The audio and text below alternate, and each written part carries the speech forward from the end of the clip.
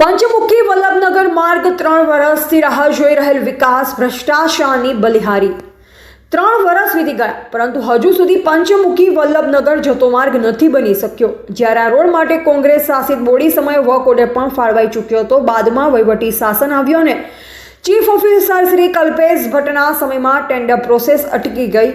Tender કોના પાપે અટક્યું, ઊંડાણપૂર્વક તપાસ કરવામાં આવે તેવી લોકમાંગ। જાહેર ચર્ચા મુજબ ટેન્ડર રોકવા પાછળ રાજકીય કે વ્યક્તિગત સ્વાર્થો સંકળાયેલ હોવાનો દાવો છે। ખાસ કરી ચીફ ઓફિસર શ્રીના સંપર્કવાળા કેટલાક ખાસ બિલ્ડરોના હિત માટે જાહેર વિકાસ કરીને વેગ મળ્યો છે। રાતોરાત રૂપિયા 3.88 કરોડનો ખર્ચી બાયપાસ રોડ ખડકી દેવામાં આવ્યો અને સોસાયટીના કામો આગળ પર વિકાસ જમીન પર ધૂળ।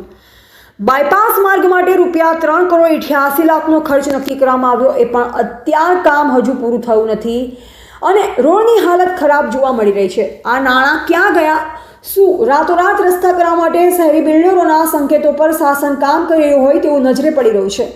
મુખ્યમંત્રી શ્રી દ્વારા બિલ્ડરો માટે રાતોરાત રસ્તા બતાવ્યા, પરંતુ અહીં લોકોને કેમ રાહ જોવી પડી? પંચમુખી વલ્લભનગરના લોકો કયા ઘરમાં છે? મત આપ્યા બાદ વંચિત કેમ? જેવા અનેક સવાલો જોવા મળી રહ્યા છે। વિકાસ પ્રમાણ રસ નહોતો કે હિંમત ન હતી?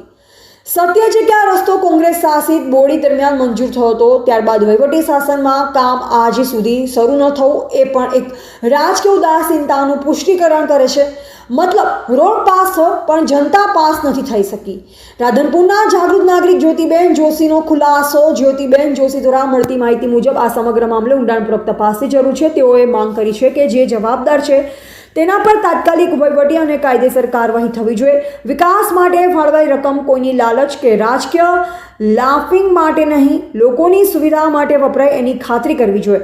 ટેન્ડર અટકાવનારી તપાસ થાય, રિયલ ટાઈમમાં રોડનું કામ શરૂ થયું, ભ્રષ્ટાચારમાં સંડોવાયેલ સામે પગલાં લેવાય, રાધનપુર શહેર અને ગ્રામ્ય બંનેને સમાન વિકાસ મળે। વિકાસ તમામ માટે છે, રાધનપુરના બિલ્ડરો માટે નહીં। એજીપી ન્યૂઝ ઇન્ડિયા હંમેશા સત્યની સાથે।